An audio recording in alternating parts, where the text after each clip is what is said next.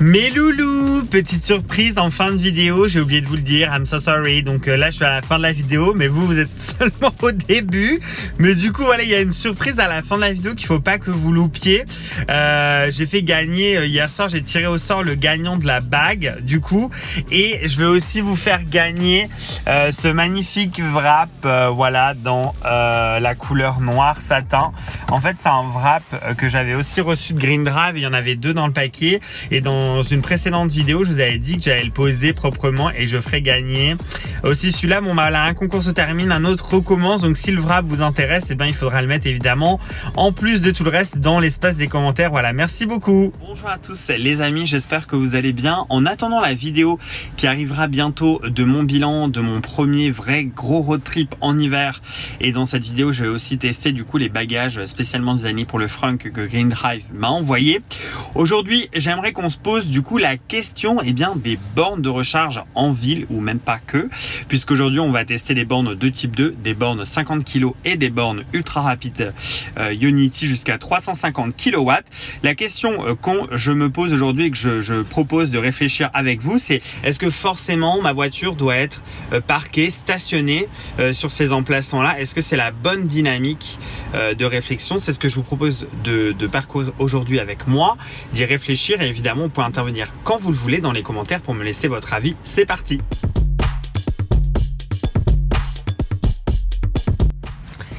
Alors ici donc on est sur la première borne du coup de type 2. Ouh là là, c'est vraiment serré. Je vais prendre mes notes pour bien suivre tout ce que j'ai à vous dire. Donc ici on a un exemple un peu typique d'une borne qui offre 2 prises de type 2 et 2 prises de type Choco sur voirie. C'est une vraie chance parce qu'ici à Metz il y a une très grosse infrastructure de recharge, que ce soit en type 2 mais aussi en 50 kW CCS et CHAdeMO. Le problème ici c'est que vous le voyez, c'est des places, et on va y revenir très souvent dans cette vidéo, de stationnement à la base auquel en fait on a rajouté une borne. Selon moi, le problème est pris à l'envers ici pour plusieurs points. Déjà, comme vous pouvez le constater dans les vidéos, c'est extrêmement étroit. Ici, pour se garer, c'est très compliqué. Et j'ai même abîmé une jante ici parce que on est obligé de se coller au trottoir. Sinon, on laisse très peu de place en fait au niveau de la voirie et c'est un vrai problème. Et pour se garer, c'est très compliqué. Et par exemple, chez nous, les Tesla, on a le câble derrière à gauche. Et en fait, ça pose un vrai problème puisque là la borne est quand même loin et si on est à la place à laquelle je suis garé, là où vous voyez les images, il faut s'imaginer que le câble part de la borne et doit longer la voiture, en faire le tour et monter jusque dans la prise de charge. Et le problème c'est que parfois c'est un peu juste et quand le câble est trop tendu, personnellement je suis pas confortable de laisser de la pression comme ça sur alors la prise en elle-même est solide mais le connecteur de la voiture lui est quand même à mon avis plus fragile. J'aime pas laisser une trop grande pression, donc ça c'est quand même un vrai problème. Que selon moi le problème est pris à l'envers, c'est que ici le parking est payant et limité à 2 heures maximum. Limité donc à 2 heures. Le problème c'est que quand je viens ici, je viens recharger ma voiture et parfois il peut me falloir entre 4 à 6 heures pour me recharger. Imaginez, c'est une borne, c'est pas fait pour faire un top-up en ville, c'est une borne de recharge. Imaginez que j'ai un Model X qui est vide, il me faudra plus de 6 heures, même je crois que c'est 16 kg, il me faudra plus de 6 heures pour recharger complètement la batterie. Et donc le problème ici, c'est que en plus d'avoir cette limitation de 2 heures, qui en fait est là pour faire qu'il y ait un turnover au niveau des véhicules, il y a une limitation supplémentaire qui s'applique à la borne, puisque la borne, elle, ne me permettra de faire une recharge que pendant 4 heures maximum. Donc vous avez la première limitation en journée jusqu'à 19 heures, qui est de 2 heures de stationnement. Et ensuite, vous avez dans tous les cas la borne qui ne vous autorisera à bénéficier de la prise que pendant 4 heures. Donc je trouve que c'est absolument stupide. Une borne ne devrait pas être limitée en termes de temps tant que le véhicule est en charge, puisque si on a besoin de temps d'énergie, il faut qu'on puisse puisse les prendre. Pareil, ici on voit qu'on est limité à 2 heures et qu'en plus le stationnement est payant pendant que le véhicule est en charge. Encore une fois, on voit que c'est vraiment un genre de service qui est offert si vous venez faire vos courses avec votre deuxième voiture qui est une Zoé. Alors, finalement, c'est un petit peu ça la dynamique derrière tout ça. Pour terminer sur le sujet de cette Type 2, j'aimerais dire qu'il est quand même incompréhensible de devoir payer le parking pour un véhicule qui est en charge, même si je comprends la dynamique derrière qui est d'éviter les abus où monsieur, madame, tout le monde qui a un véhicule électrique se gare sur cette place juste parce que c'est gratuit. Mais là où je voulais en venir, c'est qu'une voiture en charge n'est selon moi pas techniquement en stationnement et donc ne devrait pas avoir à payer là où elle est à l'arrêt en train de recharger, un peu comme un véhicule qui ferait le plein. Je suis pas en stationnement pour m'arrêter des heures et garer entre guillemets. Je suis avant tout ici pour recharger. C'est ça la dynamique et un peu, je pense, ce qui est compliqué aussi pour les villes de statuer, c'est-à-dire où est la bonne jauge, comment contrôler que la voiture est en charge s'il y a un contrôle et que la personne n'a pas payé de ça. Bon, ce serait compliqué, mais vous avez suivi la dynamique que je voulais transmettre par rapport à ça. Les places sont petites. Par exemple, ici, on n'a pas du tout de place dédiée pour la recharge en type 2 ou Schuko de personnes en situation de handicap. Donc, il n'y a pas une place dans la ville qui bénéficie d'un type 2 ou d'une prise Schuko pour une personne en situation de handicap avec une place bien plus large pour son véhicule et ses équipements. Ça existe. Il y a un gros problème là-dessus, mais bon, comme d'habitude, 3 ans, 4 ans, 5 ans de retard. Les places sont vraiment étroites et elles ne sont pas faites pour. Je viens pas ici pour stationner, je viens ici pour me recharger, pour stationner, j'ai d'autres places. Évidemment, je stationne en me rechargeant, mais voilà, vous avez compris, il y a une petite dynamique, il y a une vis, il y a un petit truc, et il faudrait il faut que les choses changent et évoluent parce que payer ma recharge plus payer mon parking, alors je pense à... Vous avez compris, voilà. Maintenant, on va passer du coup à l'autre borne qui est une borne 50 kg et on va voir ensemble quelle est la... Vous allez voir. Avant de continuer sur la deuxième partie de la vidéo et que je parte, eh bien, je vous invite à cliquer sur le pouce bleu si cette vidéo vous plaît. Et si vous n'êtes pas abonné, eh bien, de cliquer sur le bouton s'abonner et d'avoir la petite cloche pour avoir la notification. Nous, on continue vers la suite de la vidéo. Je vais peut-être encore refilmer cette très jolie petite borne là que vous voyez, qui est malgré tout mal placée mais fonctionnelle. Et on se retrouve juste là-haut maintenant. Merci, à tout de suite.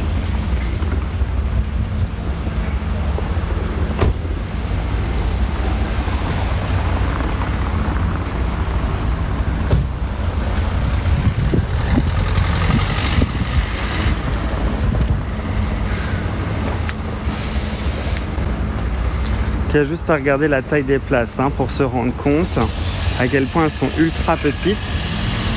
Regardez à côté, la Yaris, elle remplit la place qui lui était destinée, quoi. Donc vous voyez à quel point les places sont ultra petites. Alors quand j'avais discuté avec l'adjoint au maire de la transition, alors je sais plus qui c'est exactement de la mairie que j'avais eu, mais il me disait qu'ils avaient installé cette borne pour pouvoir avoir des places handicapées.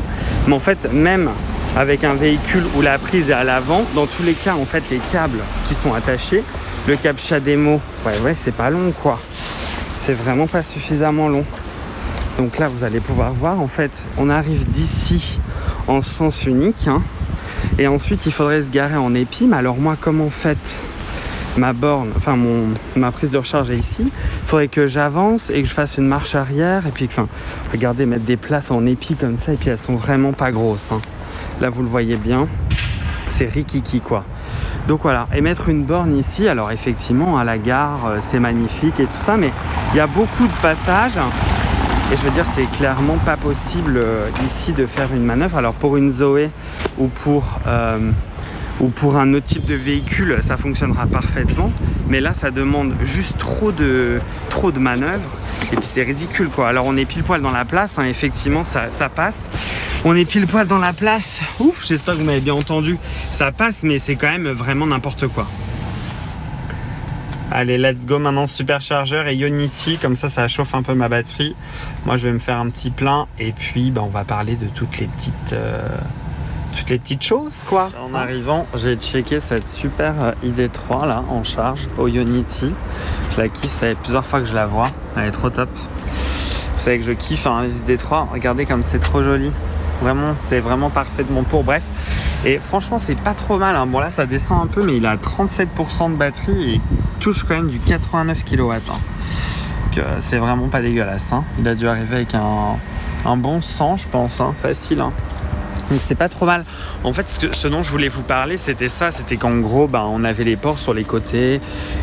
Et que c'était chiant parce que vous voyez à chaque fois le port, par exemple sur la borne là, il est du côté là. Donc il faut tirer le câble. Mais en fait, chez Ionity, c'est pas mal. Ce qu'ils ont fait, c'est qu'il est tiré vers le haut, le câble. Et il est suspendu en fait à une genre de ficelle, hein, c'est à peu près ça, c'est une genre de ficelle en fait qui maintient le câble et qui permet que ce soit pas trop galère. Alors ça en vrai c'est les dernières hein, parce que sur les nouvelles, sur les anciennes avant il n'y avait pas ce système là, mais du coup là moi ça me permettrait de prendre la gâchette, alors là je vais pas le faire parce que je l'utiliserai pas, mais de prendre la gâchette et de la mettre directement là-dedans quoi. Vous voyez, pour revenir à Ionity, je comprends pas pourquoi ils ont mis, alors vous entendez déjà que ça siffle, ça c'est chiant, je comprends pas pourquoi ils ont mis les bornes comme ça. Au lieu de les mettre en fait directement vers nous quoi. Donc là vous voyez, je sais pas pourquoi. Des fois il y a des trucs incompréhensibles, genre pourquoi ils ont mis les bornes, pourquoi les... En fait, et puis a priori elles sont à l'endroit parce qu'en fait au-dessus, on voit qu'il y a marqué Ionity là-haut, face de nous. Mais pourquoi est-ce que les bornes elles sont sur le côté comme ça? C'est vraiment étrange. Et en fait j'ai l'impression que sur l'autoroute, à chaque fois que j'ai vu des bornes Ionity, elles étaient plutôt en biais, pas droites. Voilà, bref, là elles sont droites. Oh regardez, j'avais même pas vu, mais en fait ça affiche le niveau de charge. Alors, je sais pas si vous allez bien le voir, ça affiche le niveau de charge. Regardez, c'est trop bien, oh, j'adore. C'est à peu près ça, hein, parce que là il y a 45% et donc en fait ça affiche le niveau de charge sur la lampe en bas là comme ça. Et quand c'est en charge, ça met en violet. Bref, non, ça c'est vraiment pas mal. Moi je les trouve sympas. Et alors ce qui est quand même vachement bien, c'est qu'à chaque fois ils mettent... Alors je vais peut-être fermer ma portière parce que...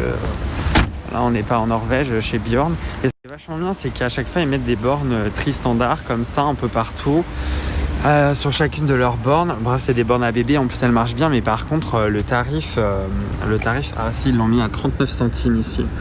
Donc, par exemple, l'autre jour, Mike, il était venu se recharger ici sur la Ionity. Et lui, je crois, il était plafonné à 79 kW, un truc comme ça. En fait, il aurait mieux fait d'aller sur la tri-standard qui est à 39 centimes. À mon avis, sur une courbe de charge, il aurait touché presque la même chose quoi. Donc voilà, 39 centimes. C'est pas mal hein. Donc l'info croustillante que je vais vous partager. On a toujours du mal à sortir les gros câbles CCS. L'info que je voulais vous partager, c'était que j'avais adopté le superchargeur de Metz. Ça y est. Donc voilà. Je vais, par exemple, c'est ce genre de comportement, hein, ou alors parfois ça tombe juste, donc c'est pas compliqué, juste de le ramasser, de le remettre à l'intérieur, mais souvent il y en a qui sont cassés, donc ça fait partie des petites missions qu'on se donne, genre voilà, d'entretenir un peu. Vous voyez que c'est un peu sale, là il y a des mégots de cigarettes partout, là-haut par exemple il y a des mouchoirs, des trucs comme ça, donc moi ce que je vais voir, vu que vous voyez ici il y a pas mal de bornes de type 2, il y a tous les superchargeurs Tesla, il y a de l'autre côté les bornes Ionity.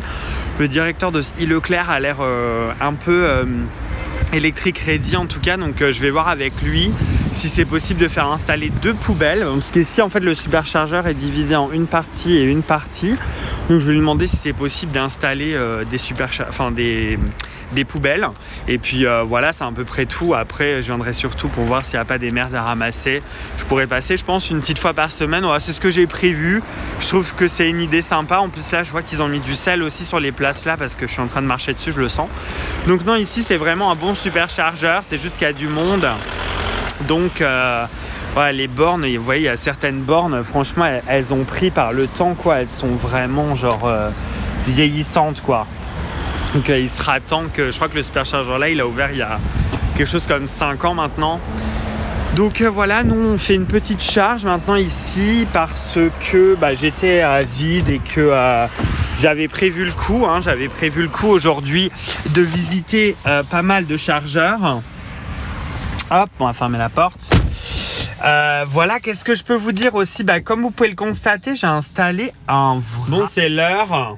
pendant la supercharge. On Colgate un petit peu, là je suis qu'à 50 kW à 38%, mais j'ai pas préchauffé assez longtemps la batterie. En conclusion, vous allez peut-être vous dire que finalement j'étais dans le détail, que j'ai un peu tiré par les cheveux, etc. Mais la réflexion que je me suis faite, c'est la suivante, c'est aujourd'hui on est une minorité, on est seulement un petit groupe, on est ensemble et tout, mais plus tard, quand on sera, je sais pas, quand ce sera 40-50% des ventes annuelles, ça va être un bordel si les gens comprennent pas comment ça fonctionne, si c'est pas bien prévu pour fonctionner correctement. Enfin bon, ça va être juste un gros bordel. Donc c'était ça en fait aujourd'hui surtout que je me suis mis en perspective, et puis je suis allé aussi chercher par exemple la borne à la gare, vous avez vu, elle est juste pas utilisable pour moi dans les faits, ou alors il faut que j'aille à 1h du matin quand il y a personne et que je peux faire 15 manœuvres pour me garer correctement. Donc voilà, c'est pour ça aujourd'hui que je suis allé dans le détail. Il y a aussi des choses qui m'ont choqué, que sur les 3/4 des places, il n'y a pas un emplacement réservé pour les personnes en situation de handicap, même si aujourd'hui il y a très peu de monde, à mon avis, très peu de personnes en situation de handicap en France qui ont un véhicule électrique. Ça existera et ça existe déjà, donc il faut prévoir les places, parce que je pense que c'est des personnes qui subissent déjà suffisamment des restrictions dans tout ce qu'elles doivent faire dans la vie de tous les jours, mais ça c'est encore un truc auquel on pense pas, ou alors il n'y a pas de loi, donc du coup voilà, bon bref, vous voyez ce que je veux dire. Donc voilà, la question en fait que je me suis posée, c'est est-ce que la place de recharge est une place de stationnement? Ma réponse est non, mais maintenant le débat va commencer avec vous dans l'espace de commentaires et j'aimerais savoir ce que vous en pensez. Est-ce que pour vous c'est une place de stationnement ou pas, en quelque sorte? Voilà, soyez expressifs, dites-moi tout ce que vous pensez. N'oubliez pas qu'il y a un petit concours du coup qui est à nouveau maintenant en cours, hein. Là ce sera du coup, je vous remontre, pour gagner la console centrale en noir mat. Et un énorme félicitations à Fred, et je suis obligé d'enregistrer ça après parce que ma caméra a pas arrêté de bugger aujourd'hui, c'était une catastrophe. En tout cas voilà, félicitations à Fred, c'est toi qui remportes la bague pour déverrouiller la Tesla. Du coup on t'a dit, c'est celle que j'ai déjà, donc mets un commentaire du coup dans l'espace commentaire en bas avec ton adresse mail et je te contacterai pour que je puisse t'envoyer ton gain. Voilà, félicitations à lui. Et maintenant, fin de la vidéo. Merci à tous. Comme toujours, n'oubliez pas, pour soutenir la chaîne, le pouce bleu et cliquez sur le bouton s'abonner. Vous pouvez également nous rejoindre sur Discord, c'est gratuit et on est ensemble toute la journée. Les liens sont en description. Et si vous le souhaitez aller un petit peu plus loin encore pour la chaîne et pour moi-même, vous pouvez aller sur tipeee.com et faire une donation de votre choix. Voilà. Sans faire le fanboy, hein, je me dis qu'il n'y a que quand la marque construit l'écosystème de A à Z que c'est parfait, parce que là vous voyez, hein, le câble est très court et il n'y a pas de problème, mais ça marche vachement bien parce que c'est eux qui ont designé les bornes, c'est eux qui ont designé les voitures, donc il n'y a pas de souci, il n'y a pas de problème, il n'y a pas besoin de... Voilà, forcément, hein, c'est beaucoup plus simple quand c'est une intégration verticale de A à Z, hein, tout simplement. Donc là c'est un vrai plaisir, on a été rejoint par une Model S grise et il y a une autre Model S grise derrière, donc voilà, je suis le seul pauvre. Allez, à plus, ciao.